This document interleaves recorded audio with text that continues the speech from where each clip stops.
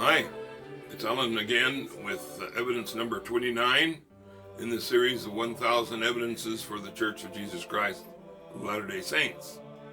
So today we're going to be talking about the early Christian church, the church after the time of the apostles, in the first centuries of the Christian era.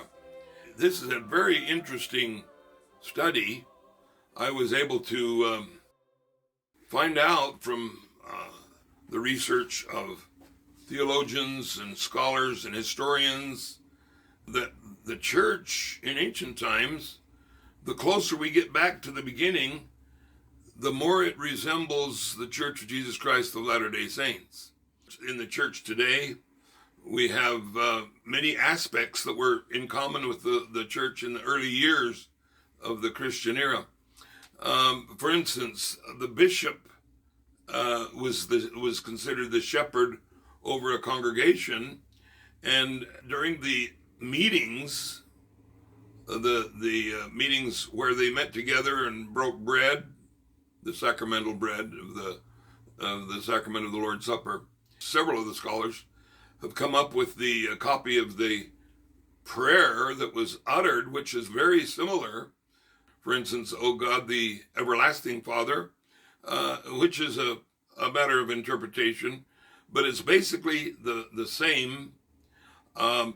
They often used water in their sacrament. This is what the church uses today. In early years of the restored church, they used wine on occasion, or grape juice. I would think it would be unfermented wine. But this sacrament was passed by the deacons in early years of the Christian era and was passed to the bishop first. I've always thought that was just kind of a nice, polite way to honor the bishop. But it was an important part of early Christian worship. The deacons were also tasked with the responsibility of collecting offerings for the poor. The deacons in our day in the restored church collect what we call fast offerings, the offerings for the poor, based on money saved from the saints who fast. In the church today, we have an organization, an auxiliary organization of women. The Bible has a oblique reference to the elect lady, which some of us would interpret that as possibly a reference to a Relief Society president. In fact, the church in ancient times did indeed have an organization of women. They were called the matrons of the church, and they would go around and give a spiritual message to the other women of the church and to the members in need. They would also bring food as well as giving them their comfort. The church today, we mentioned before, we have a high council. The Savior referred to a council in his ministry. There was a president of a council in ancient times in the early years of the Christian era. No mention is made in the Bible of a president, but if you were a Christian living in the first centuries after Christ, you would have had a president as well as a prophet and as well as apostles. Also, the practice of attending the temple. We've already mentioned that there's ample proof of temple attendance in the early church, in the Bible, even after the veil was rent. The apostles themselves attended the temple. Now, early Christian saints believed very strongly about the importance of the temple. In fact, some scholars, historians, non-LDS, unbiased, have found copies of the questions that would be asked by early saints in order to have a recommend. They didn't call it a recommend, they called it a certificate. And we call it a recommend, same difference. And they were asked about their about their morality and about not giving into drunkenness and being honest with the dealings with their fellow men, etc. Questions are almost the same. And speaking of the temple, they talk about the some of the ordinance. We'll have a special episode on the temple itself. We have had before, but there's a lot of other information that we need to add to what has already been given.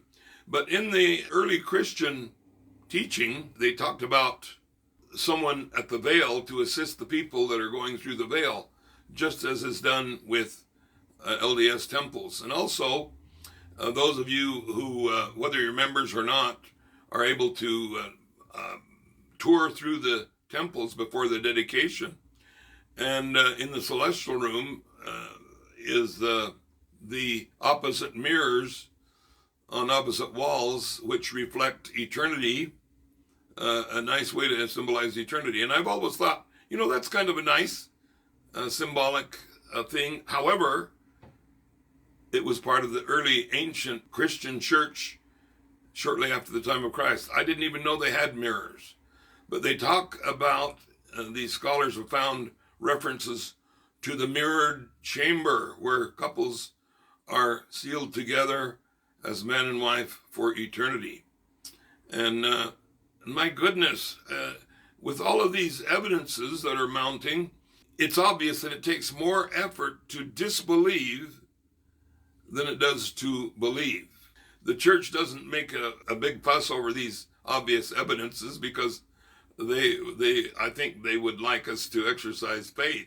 So in case you're wondering about the documentation of descriptions of the early church, it's all documented in my book of evidences, my compilation. It would take much too long to itemize each of those evidences, but I promise you, in fact, many of you might be able to come across some of the documentation on your own by going through Google or AI. And I would strongly suggest that if you have any question, you don't have to just take my word for it. It's out there. And I again, I strongly encourage you to take this message seriously. It's a matter between happiness or misery, salvation or damnation in the next world. It's a beautiful message. It's easy to understand. It makes sense. Thanks for watching. Stay tuned for number 30.